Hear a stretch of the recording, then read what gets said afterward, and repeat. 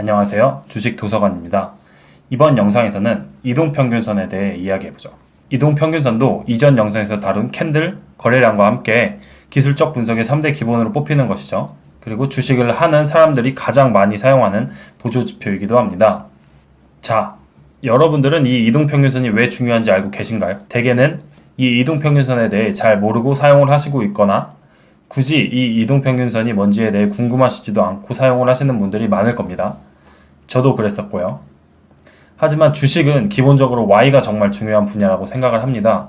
왜 이걸 사용해야 하고 이게 어떤 건지 알고 사용해야 합니다.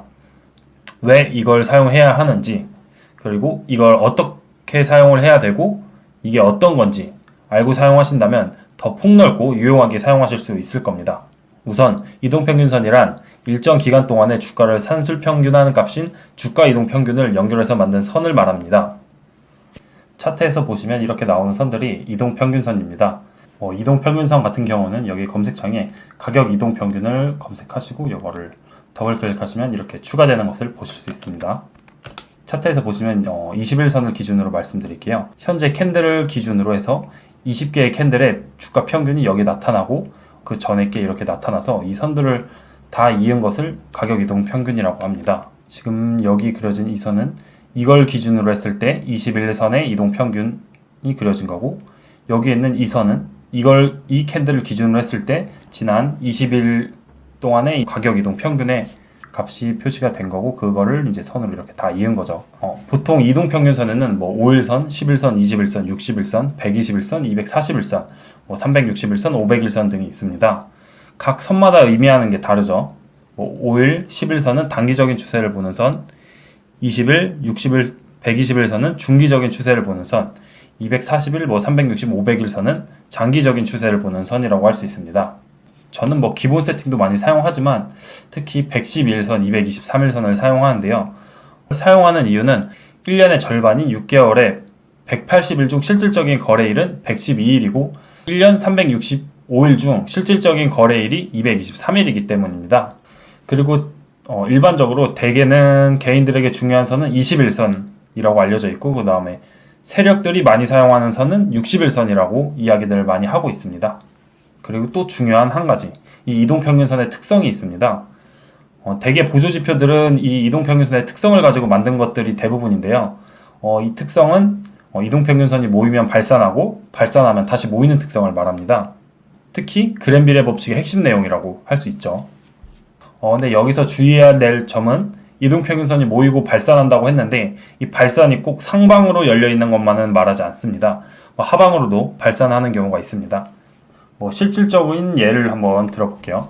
대오PNC라는 차트를 보시면 지금 이 구간에서 지금 이동평균선이 모인 걸 볼 수 있죠. 이동평균선이 모이고 이제 하방으로 발산을 했습니다. 이동평균선이. 그리고 이제 이렇게 발산된 이동평균선은 다시 이 지점에서 이동평균선이 모이게 되고 이제 상방으로 이렇게 다시 또 발산하게 되는 거죠. 또 이렇게 발산하게 돼 있던 것이 또 다시 이렇게 내려오면서 이동평균선을 모으고 있고, 여기서 이제 또 하방으로 다시 한번 발산하는 것을 보실 수 있습니다. 흔히들 이 이동평균선이 벌어진 거를 이격이라고 하죠. 이런 상태에서는 지금 이격이 많이 벌어져 있다, 이렇게 이야기하고들 하십니다. 이것뿐만 아니라 또 다른 종목을 보시면 대형포장이라는 종목이 있는데요. 저도 이거를 한 11월 달에 들어가서 수익을 내고 나왔는데, 이거를 냈던 이유 중에 가장 큰 거는 이걸 보시면 이동평균선이 다 모여있는 걸 보실 수 있어요. 이동평균선이 여기서부터 이렇게 계속 꼬아가면서 이동평균선이 모이고 결국에는 이렇게 발산을 했죠. 그래서 저는 이 특성을 노리고 아마 이때였나 저는 매입을 했던 걸로 기억을 하거든요. 이때 매입을 해서 어느 정도 수익을 내고 나올 수 있었습니다. 자, 이제 이동평균선이 어떤 것이고 어떻게 만들어지고 특성이 무엇인지에 대해 한번 알아봤습니다. 그렇다면 이동평균선이 중요한 이유는 무엇일까요? 첫 번째로 이동평균선은 강한 지지와 저항입니다. 이 이동평균선들은 강력한 지지와 저항이 됩니다. 보통 이동평균선이 정배열의 위치에 있어 상승 추세에 있을 때는 지지선으로 작용을 하고, 이동평균선이 역배열의 위치에 있어서 하락 추세에 있을 때는 강한 저항선으로 작용을 합니다.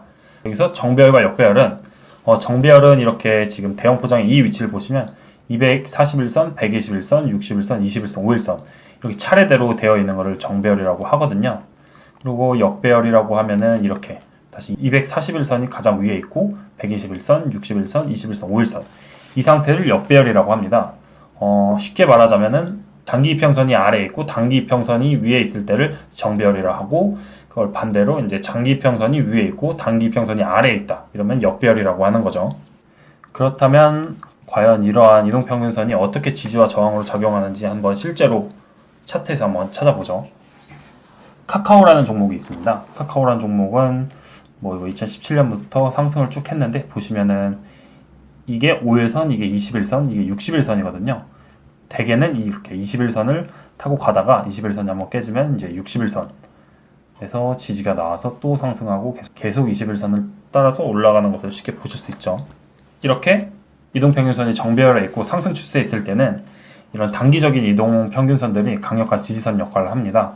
21선 여기서부터네요. 여기서부터 계속 21선을 따라가다가 이게 한번 깼지만 61선이 또 지지 역할을 해주고 이렇게 하는 것을 보실 수 있습니다. 이렇게 강력한 61선이 이제 강력한 지지선이었는데 61선이 깨지고 나서는 이렇게 또 하락이 되고, 여기 이제 이게 121선이거든요. 여기 부분에서 또 지지를 받아서 올라왔지만 이제 향후에는 계속 이런 지지선을 깨고 주가가 하락하는 것을 보실 수 있습니다. 또 한 가지 SM테크라는 종목을 보시면 지금은 이렇게 주가가 이동평균선 위에 올라오면서 상승을 했지만 이전에는 계속해서 이렇게 장기 상승을 하려 하지만 장기 평선에서 꼬리를 달고 내려오는 모습을 보실 수 있거든요. 좀 가까이 보시면 여기 241선에서 또 꼬리를 맞고 내려오고, 또 부분에서 또 맞고 내려오고, 여기는 121선에서 맞고 내려오고, 이렇게 역배열에 있을 때는 이동평균선이 저항선으로 작용을 해서 주가가 상승을 할 때 저항선 역할을 하는 것을 보실 수 있습니다.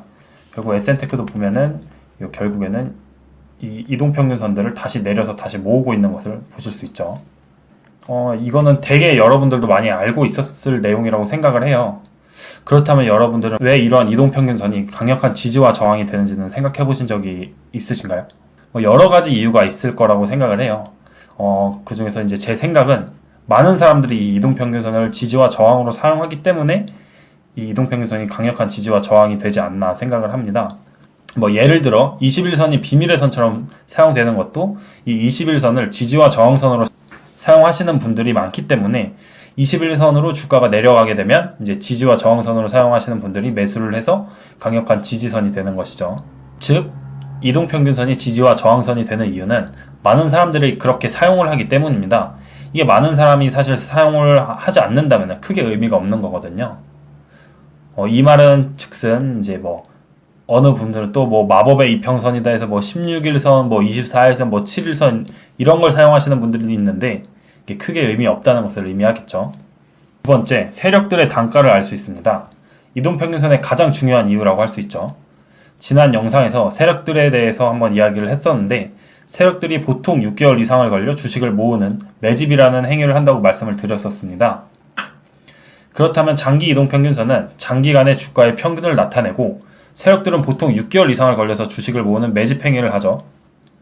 그렇다면 그 세력들이 매집 행위를 하는 것을 얼추 알 수 있는 방법이 이 이동평균선이 아닌가 생각을 합니다.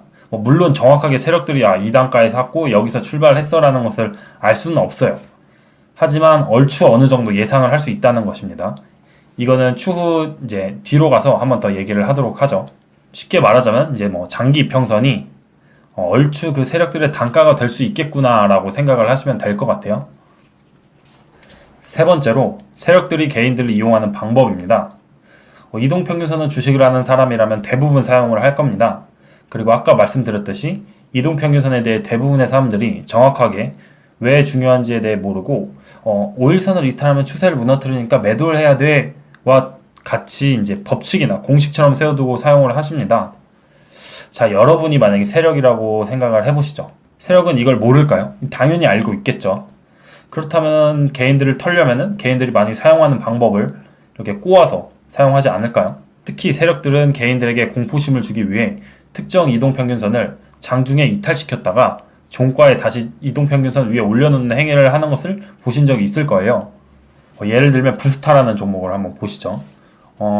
급등이 나오긴 했는데 이전에 이런 모습을 보면은 여기서 특정 60일선을 깼다가 장중에 깨서 이렇게 하락이 나온 뒤에 다시 종가에는 이동평균선 위에 올려놓는 행위를 하는 것을 보실 수 있어요. 여기서도 마찬가지겠죠. 여기서 장중에는 음봉이 이렇게 떨어졌겠지만 또 종가에는 밀려 올려놓고 이러한 행위를 통해서 개인들은 여기서 이제 음봉이 떨어져서 이평선을 다 깼으니까 하락이 나오니까 투매해야겠다, 이런 심리를 만들어서 이제 개인들의 물량을 뺏고 더 매집이 잘 된 상태에서 주가를 상승을 시키는 거죠. 진양 산업을 보셔도 알 수 있어요. 여기 보면 여기 60일선에서 이날은 이렇게 돼 있으니까 이거를 60일선 이탈시켰겠네요. 장중에 이탈시키고 장 종가에는 다시 올리면서 이렇게 60일선을 종가로 지켜주는 모습을 보실 수 있습니다. 이동평균선을 법칙이나 공식처럼 이용하시는 분들은 이러한 세력들의 행위에 속수무책으로 당할 수밖에 없겠죠. 특히 여러분들이 단타를 할 때 사자마자 주가가 하락해서 손절 라인에 와서 손절을 했는데 다시 주가가 급등하는 모습을 많이 경험을 해보셨을 겁니다. 이러한 이유 때문에 이동평균선이 정말 중요한 것이죠. 자, 그렇다면 우리는 이동평균선을 사용하는 이유에 따라 설정을 다르게 해야 됩니다. 이동평균선 설정에 들어가 보시면은 기간과 가격, 이평 종류를 선택할 수 있는데요. 이거에 대해서 좀 많이 모르시는 분들이 좀 있을 거예요. 일단 가격을 보시면은 가격은 종가와 시가, 고가, 저가가 있고 고가 플러스 저가 나누기 2가 있겠죠. 그리고 이평 종류는 단순, 지수, 가중, 기하, 조화, 삼각 이런 것들이 있습니다. 여기서 가격에 대해서는 어느 정도 아실 거예요. 종가랑 시가, 고가, 저가, 고가, 저가 나누기 2는 예를 들면 여기서 고가와 저가를 나누기 2, 딱 이 중간 값을 말하겠죠. 여러분들이 잘 모르시는 부분이 아마 이평 종류에 대해서는 잘 모르시는 분들이 많으실 거예요. 우선 단순 이동평균은 가장 널리 사용되는 이동평균으로 3일 동안의 주가가 A, B, C라고 할 때 3일 단순 이동평균은 A 플러스 B 플러스 C 나누기 3으로 구하는 방식으로 N일 동안의 평균을 구하는 방법이죠. 하지만 이 방법의 단점으로는 특정 기간 내의 가격 데이터만이 포함된다는 것과 기간 내의 모든 가격 데이터에 대해 동일한 가중치를 두고 있다는 것입니다. 예를 들어 5일 단순 이동평균선에서 5일 전에 나왔던 급락은 6일째 되는 날에는 그 가격 데이터가 무시되게 되는 것이죠. 또한 현재 가격 변동과 과거의 가격 변동을 동일하게 반영하고 있어서 주식의 심리적인 부분에 영향을 주지 못합니다. 예를 들어 내일 주가가 어떻게 형성될지 예상을 할 때 우리는 오늘이 좀 더 중요하겠죠. 5일 전의 주가보다는 오늘의 주가가 더 중요하기 때문에 오늘의 비중을 원래는 더 주고 해야 이런 주식의 심리적인 부분이 담길 수가 있는데 이 단순 이동평균은 동일한 가중치를 주고 있어서 그거를 반영하지 못합니다.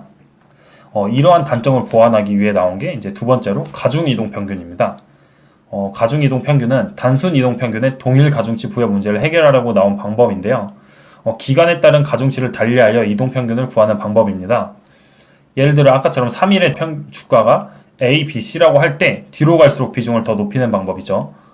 그래서 계산은 A 플러스 B 곱하기 2 플러스 C 곱하기 3을 하고 6을 나누는 방법이죠. 가중 이동평균은 단순 이동평균이 가지는 가중치 부여의 결점은 보완을 했지만 특정 기간의 데이터만을 포함한다는 결점을 해결하지 못했습니다. 이 문제를 해결하려고 나온 것이 이제 지수 이동 평균인데요. 지수 이동 평균은 과거의 모든 기간을 계산 대상으로 하며 최근의 데이터에 더 높은 가중치를 두는 가중 이동 평균법으로 단순 이동 평균보다 최근의 일자에 가장 큰 가중치를 더 최근 시장 분위기를 잘 반영하고 단순 이동 평균에서와 같이 오래된 데이터를 갑자기 제외하지 않고 천천히 그 영향력을 사라지게 합니다. 또한 전 기간의 데이터를 분석 대상으로 해 가중 이동 평균에서 문제가 되는 특정 기간 데이터만을 분석 대상으로 한다는 점도 보완을 했습니다. 사실 즉 쉽게 말하자면 지수 이동 평균이 가장 평균에 가깝고 심리도 잘 적용해 놓은 이동 평균법이라고 하는 거죠. 자, 이제 이 이동 평균선을 어떻게 사용해야 될까요? 첫 번째로 많은 사람들이 이용하는 지지와 저항으로 이용하기 위해서는 사람들이 가장 많이 하는 방법으로 세팅을 해야겠죠. 사람들이 가장 많이 사용하는 방법은 대개 5일선, 20일선, 60일선, 120일선, 241선, 그 다음에 이제 종가, 이거는 단순으로 이렇게 설정을 하시면 됩니다. 이거는 이제 많은 사람들이 사용하는 지지와 저항을 위해서 세팅을 하는 방법이었고요. 아까 전에 말씀드렸던 세력들의 매집 원가를 어느 정도 알기 위해서는 단기 이동선을 지우고 이제 111선, 223일선 이걸 넣으시고 가격은 고가 플러스 저가 나누기 2. 왜냐면 이게 하루의 평균에 이걸 무조건 평균이라고 하긴 어렵지만 그래도 이게 종가보다는 평균에 가깝죠. 그 날에 움직인 가격의 평균에 가깝기 때문에 이걸 넣어주고, 그 다음에 이평 종류는 지수. 아까 말씀드렸듯이 이게 가장 효과적인 이동평균선 계산법이니까 세력들의 매집 원가를 얼추 알기 위해서는 이렇게 설정을 하고 사용을 하셔야겠죠. 이번 영상에서는 이동평균선에 대해서 한번 알아봤습니다. 사실 주식 기술적 분석은 Y가 굉장히 중요합니다. 기술적 분석이란 게 사람마다 같은 현상을 보고도 해석이 다를 수 있고, 동일한 사람이 동일한 현상을 보고도 다르게 해석이 가능하기 때문에 이 Y를 알아야 기술적 분석을 더 효과적으로 할 수 있습니다. 여러분도 오늘 다룬 이동평균선에 대해서 좀 더 공부해 보시고, 왜 사용되고 왜 필요한지, 그리고 어떤 건지 이걸 알고 사용하시면 이제 기술적 분석이 한층 더 쉬워질 수 있을 거라고 생각을 합니다.